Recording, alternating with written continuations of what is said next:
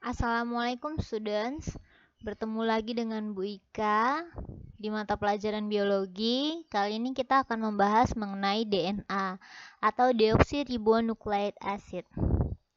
Nah, DNA ditemukan oleh Friedrich Mischer pada tahun 1869 saat menyelidiki susunan kimiawi nukleus atau inti sel. Ya, jadi DNA ini membawa informasi genetik. Apa itu DNA? DNA merupakan penyusun gen pada kromosom di dalam inti sel. Oke, we're next. Nah, ini adalah model DNA yang kita kenal seperti sekarang. Strukturnya adalah double helix. Ya, helix ganda. Baik, kita bicara mengenai struktur DNA. Francis Crick dan James Watson atau lebih dikenal dengan Watson and Crick menemukan model molekul DNA yang berstruktur double helix pada tahun 1953, yaitu struktur yang kita kenal seperti sekarang ini ya. Sehingga lebih dikenal dengan double helix Watson and Crick karena mereka ulang gitu ya, direka ulang oleh Watson and Crick.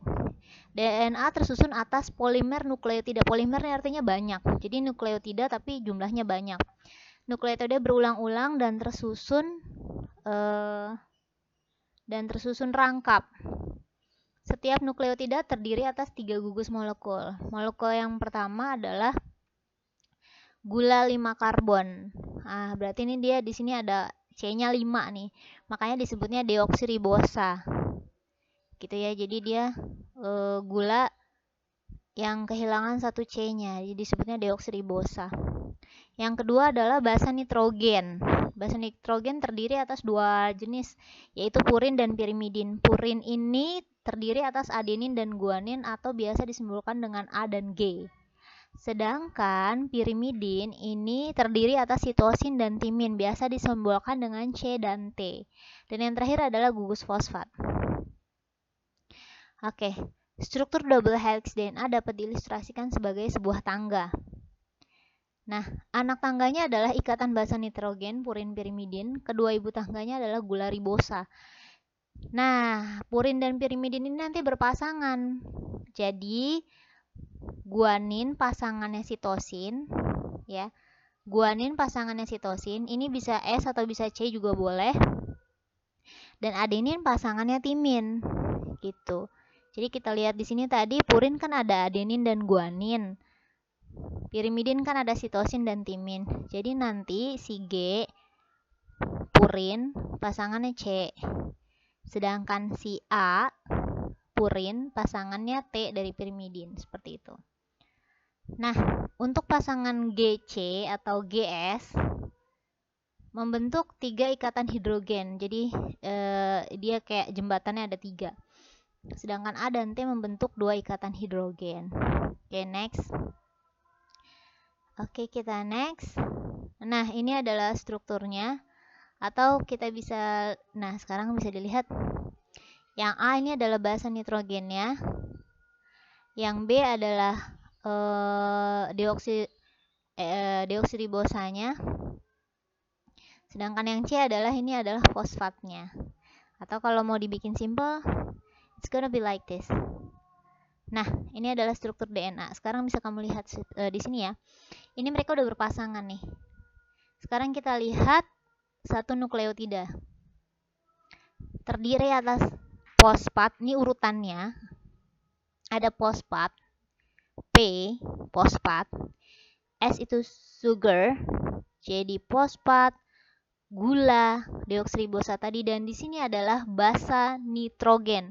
Ini satu nukleotida. Atau kalau diperbesar, it's gonna be like this. Ya, fosfat, sugar, basa nitrogen.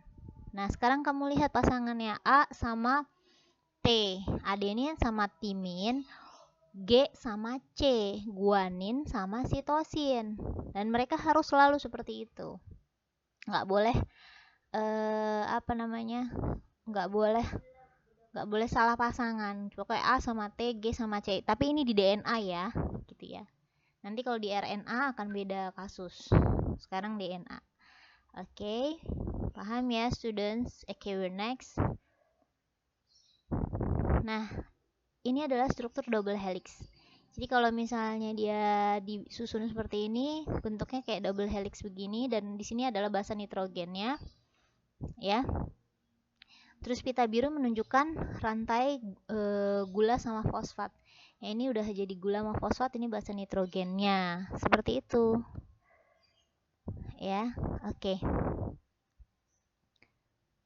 Baik. Oke, polaritas. Polaritas terjadi karena salah satu ujung rantai DNA merupakan gugus fosfat dengan C5 aksen deoksiribosa, sementara ujung DNA lain merupakan gugus hidroksil dengan C3 aksen deoksiribosa. Dengan demikian, rantai polinukleotida merupakan suatu polaritas polinukleotida. Jadi 3 aksen pasangannya ke 5 aksen dan 5 aksen pasangannya ke 3 aksen. Nah, ini adalah DNA double helix, ceritanya ini diurai. Nah, ini 3 aksen, ini 5 aksen pasangannya, ini juga 5 aksen pasangannya 3 aksen. 3 aksen pasangannya 5 aksen, seperti itu. Dan mereka saling melengkapi. G ini nanti berarti C, ini C berarti ini G, A pasangannya apa T, dan seterusnya. Oke, kalau ini gambar ribetnya ya, kalau tadi gambar simpelnya sama pada dasarnya. Oke, nah sepintas itu untuk struktur DNA seperti itu. Untuk materi selanjutnya yang akan kita pelajari selanjutnya adalah mengenai replikasi DNA atau perbanyakan DNA, simpelnya. Nah, itu akan kita pelajari di pertemuan selanjutnya. Baik, sampai di sini dulu. Wassalamualaikum warahmatullahi wabarakatuh.